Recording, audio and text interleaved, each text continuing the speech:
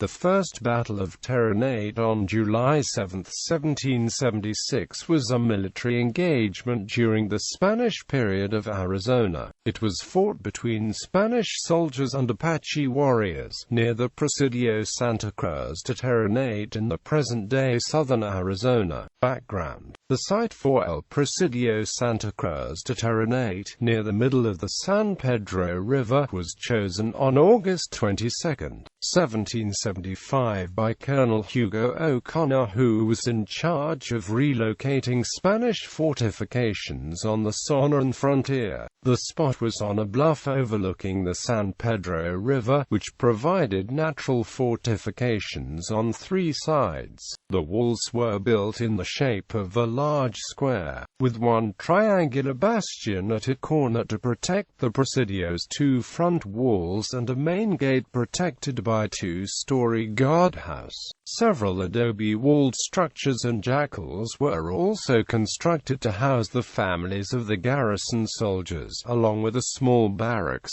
an officers' quarters, a chapel and a plaza. The area had pasturage, wood and water. The garrison consisted of the commander, Captain Francisco Tovar, and 56 soldados de cuerda. Artillery had not yet arrived at the isolated post, which was still under construction at the time of battle. The fighting men were armed with pistols, muskets, bows, swords, adagas, and lances. Battle. The Spaniards did not have long to wait before hostile Apaches began to harass the settlement, attacking anyone who ventured out for water or those who tried to plant crops in the nearby fields. Apaches were attracted by the large number of horses kept at the settlement, and they ran off the herds whenever they were unguarded. The Apache also burned the fields of crops and the jackals. Although not the first Apache-Spanish battle involving the Santa Cruz-de Terrenate soldiers, the battle on July 7,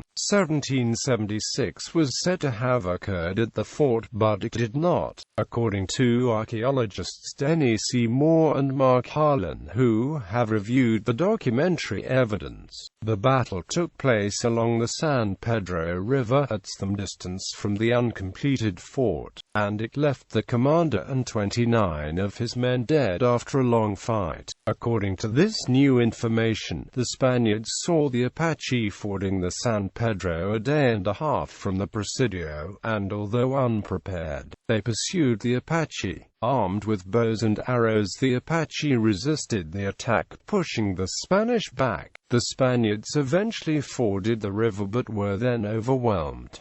Some Apaches were also killed or wounded. Exact numbers are unknown. A few Spaniards survived to tell the story. Aftermath. In August, the fort finally received a shipment of weapons. Captain Francisco Ignacio de Tres Palacios replaced the fallen commander and brought reinforcements to bring the number up to 83 men. In mid-November 1776, Tres Palacios led 30 of them to the mission of Magdalena, within modern-day Mexico, on the San Ignacio River. When they arrived, they found that 40 Apaches had looted the settlement, murdered the inhabitants, and burned the church. The incident became known as the Magdalena Massacre. Apache attacks on Fort Terrenate became so fierce that some 98 men perished while manning it. During only 4 years of its use, 3 of the dead were commanders.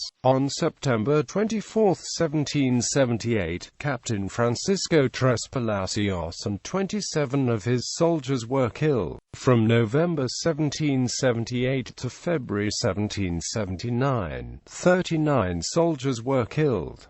In May 1779, Captain Luis del Castil was killed. Links. For a different account of Santa Cruz-to Terrenate's first battle, see the following. Captain Tovar's 1776 Battle of Las Mies revised perspective http www.seymourharlan.com/my_homepage_files/page 92.html Santa Cruz.Terrenate Presidio revisited 2007-2008 field season http www.seymourharlan.com/my_homepage_files/page 41.html Santa Cruz.Terrenate Presidio 2008-2009 field season http www.seymourharlan.com/my_homepage_files/page 72.html Santa Cruz.Terrenate Presidio 2010 field season http www.seymourharlan